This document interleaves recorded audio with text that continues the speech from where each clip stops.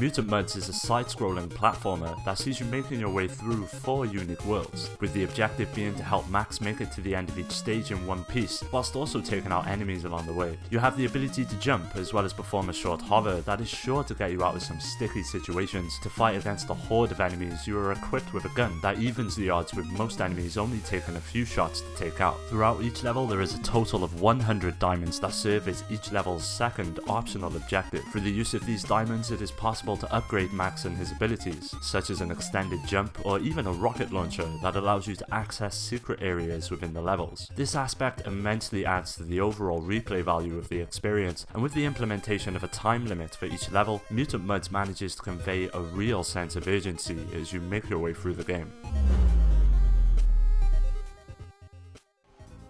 Thankfully bearing little resemblance to the home console counterpart, Ace Combat Assault Horizon Legacy is actually a remake of Ace Combat 2, which originally released way back in '98. It retains everything that made the original so great, with the tight, intense action feeling right at home on the 3DS. With a huge array of missions to undertake, there is plenty on offer here to both old and new fans of the series alike. Before each mission, you are given the freedom to choose which aircraft you would like to utilise, as well as a diverse selection of weapons. Gameplay wise, much is presented the same way as it was in the original, by the introduction of 2 new mechanics known as attack and evasive maneuvers, the former providing the player with a means to take out enemies in style, with the latter offering a means of evading enemy attacks. If you've enjoyed past games in the series, or you're looking for something new to take on the go with you, Ace Combat on the 3DS is one to not pass up.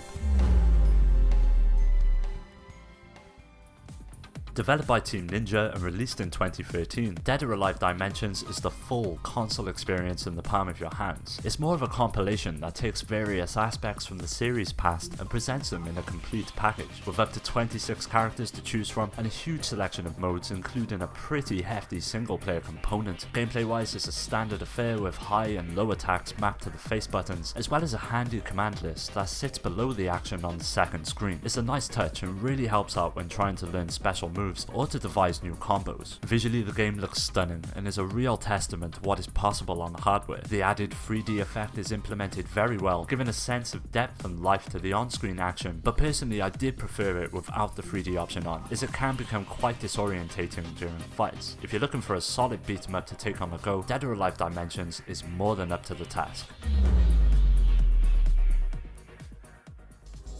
There was a time when a new console meant a new Ridge Racer, and with the 3DS came Ridge Racer 3D. Often criticised for its lack of realism, the Ridge Racer series instead focuses on offering more of an arcade experience, with the general premise of the game being to correctly drift around corners in order to earn a nitros that can at times become critical to winning a race. It's a really fun approach, and something we've always appreciated about the series. The game packs in a ton of content with an impressive amount of single player options, such as the Grand Prix mode that sees the player competing in a series of races that unlock vehicles and tracks to use in the various other modes that comprise the experience.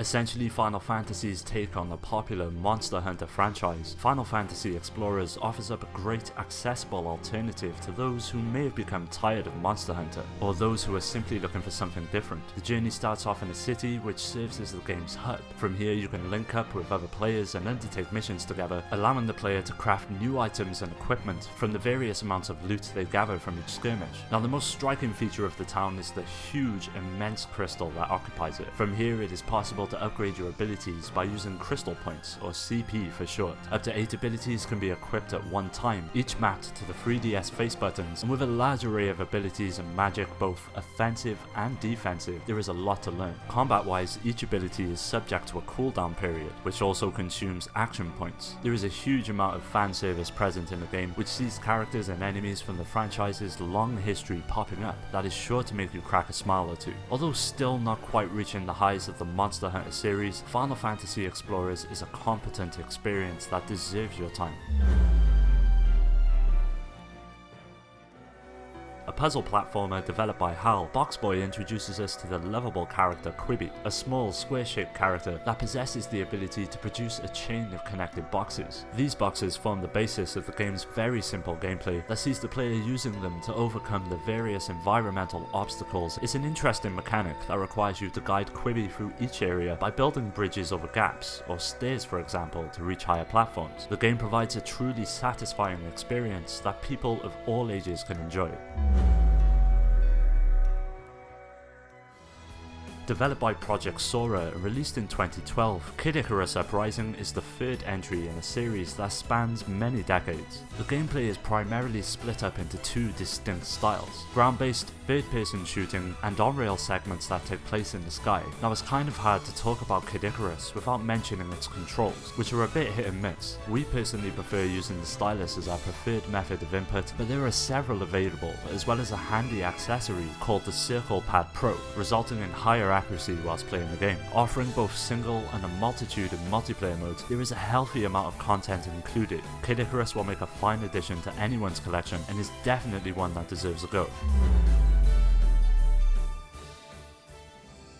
A sequel to the original game on the Nintendo Entertainment System, River City Tokyo Rumble is everything you loved about the original, with it now being presented for a modern audience to enjoy on the go. The narrative is simple and enjoyable as you take the role of a high school student known as Kunio, who's set on fighting off a new gang trying to dominate their turf. Gameplay wise, you have your standard punches, kicks and jumping attacks, as well as having the ability to take advantage of the various environmental objects that occupy the areas, such as a good old pipe or trash can that manages to mix up the combat. The main story only lasts you a couple of hours, but with the optional missions you can undertake, it easily extends it beyond that, even if it does end up feeling slightly repetitive. New characters, stages and music are tied to your progression, which provides a good reason to keep on coming back.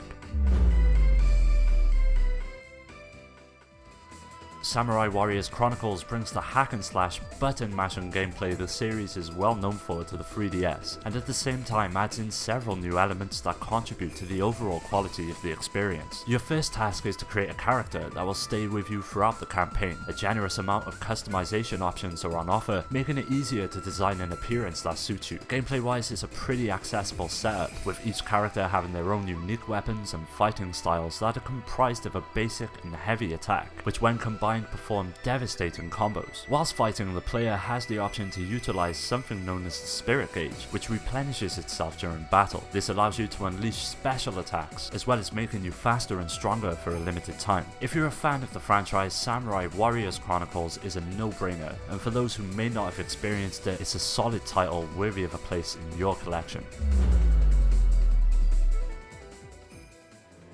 Pocket Card Jockey takes the tried and tested solitaire formula and manages to throw in many RPG and sports elements, which results in one of the most silliest, fun and addictive experiences on the 3DS. You take up the role of an aspiring jockey, with your goal being to raise a horse by racing it across the course of a year in several events that correspond with your performance. The gameplay mixes up a loose style of solitaire with the focus on how fast and accurately you are able to clear the cards that are presented. Depending on your skill, your horse's mood shall be affected, which in turn impedes its ability to perform at its best. To make matters worse, most of the dealt cards come with a timer, which lends each drawer a sense of urgency as you progress through each race. If you're looking for a fun, pick up and play experience on the 3DS, Pocket Card Jockey deserves a place in your library. Well, that was it guys. If there are any games we missed out, please let us know in the comment box below, and look forward to the next video.